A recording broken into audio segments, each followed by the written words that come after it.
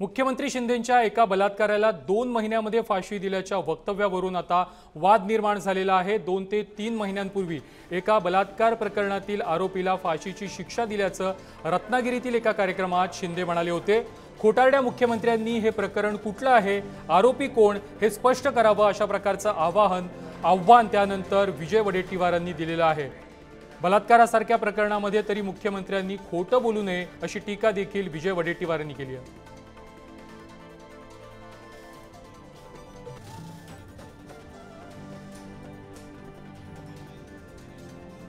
दरम्यान विजय वडेट्टीवार यांनी काय आरोप केले आहेत आणि काय टीका केली आहे ते देखील पाहूयात। महाराष्ट्रामध्ये ते म्हणत होते की लाडकी बहीण नको, सुरक्षित बहीण पाहिजे।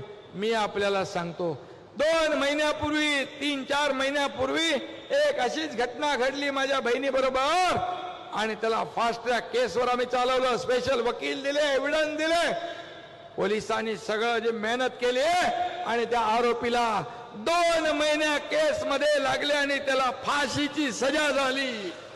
माझा असा प्रश्न आहे की मुख्यमंत्र्यांनी कोणत्या पोलीस स्टेशनच्या हद्दीमध्ये ही घटना घडली, कोणत्या न्यायालयासमोर हा खटला चालला, फास्ट ट्रॅक, कोणत्या न्यायालयानं संबंधित आरोपीला फासावर लटकवलं, त्या लटकवण्याची शिक्षा ठोठावली आणि कोणत्या कारागृहात त्या संबंधित आरोपीला मुख्यमंत्र्यांनी फाशी दिली। काल तर मला असं सांगितलं की 2-3 महिन्यापूर्वी कोणातरी फाशी पण दिली। हे तुम्ही तरी ऐकलंय का कोणीतरी? कारण फाशीसारखा जो निकाल असतो तो देशात एवढा मोठा असतो की आपल्यामध्ये खूप चर्चा होते, अपीलात जातं, सगळं काही होतं, राष्ट्रपती महोदयांपर्यंत पोहोचतं।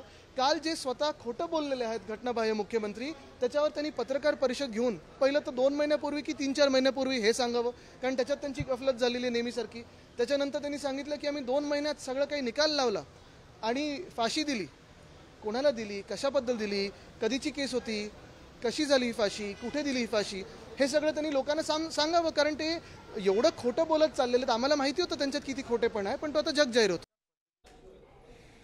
मुख्यमंत्र्यांच्या वक्तव्यावरून विजय वडेट्टीवार यांनी टीका केलेली आहे। महाराष्ट्र राज्याचे मुख्यमंत्रीच फेक नेरेटिव्ह पसरवतायत याचा हा पुरावा आहे अशा प्रकारची टीका वडेट्टीवार यांनी केलेली आहे।